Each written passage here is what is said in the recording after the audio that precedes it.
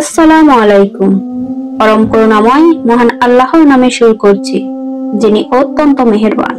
আজকে আমরা জানবো হযরত সুমাইয়া রাদিয়াল্লাহু তাআলা আনহুর কষ্টময় জীবন সম্পর্কে এবং আরো জানবো আবু জাহিল কিভাবে নির্মমভাবে সুমাইয়া রাদিয়াল্লাহকে হত্যা করেছিলেন।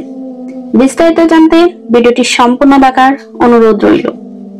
হযরত সুমাইয়া রাদিয়াল্লাহ ছিলেন মক্কার একজন দাসী। তিনিও তার পরিবার, বিশেষত তার স্বামী ইয়াসির রাদিয়াল্লাহ এবং ছেলে আম্মার রাদিয়াল্লাহ ইসলামের সূচনা লগ্নে ইসলাম গ্রহণ করেছিলেন। সেই সময়ে ইসলাম গ্রহণ করা ছিল অত্যন্ত বিপজ্জনক। মক্কার কাফেররা ইসলাম গ্রহণকারীদের উপর চরম অত্যাচার চালাতো।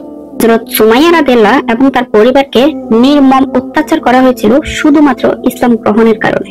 কাফেররা তাদেরকে প্রচন্ডভাবে শারীরিক নির্যাতন করত এবং ইসলাম ত্যাগ করার জন্য চাপ দিত, কিন্তু তারা দৃঢ়ভাবে তাদের ঈমানের উপর অটল থাকে এবং সমস্ত কষ্ট সহ্য করে। তাদেরকে অত্যাচারিত হতে দেখে হযরত মুহাম্মদ সাল্লাল্লাহু আলাইহি সাল্লাম বলতেন, হে ইয়াসিরের পরিবারবর্গ, ধৈর্য ধরো, ধৈর্য ধরো, তোমাদের জন্য জান্নাতের প্রতিশ্রুতি রয়েছে।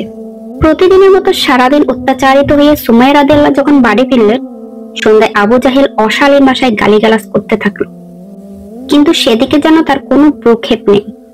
এক পর্যায়ে ক্রোধের বশবর্তী হয়ে বিদ্যা এ নারীর দিকে বর্ষা ছুড়ে মারে আবু জাহেল। সেটি তার পেটের নিম্নভাগে আঘাত এনে পেছন দিক দিয়ে বেরিয়ে আসে। সঙ্গে সঙ্গে সুমাইয়া রাদিয়াল্লাহ শাহাদাত বরণ করেন, লাভ করেন ইসলামের প্রথম শহীদ হওয়ার গৌরবোজ্জ্বল মর্যাদা। হযরত সুমাইয়া রাদিয়াল্লাহর ত্যাগ এবং কষ্টময় জীবন মুসলিম উম্মাহকে আজও অনুপ্রাণিত করে এবং তার নাম ইতিহাসে অমর হয়ে আছে।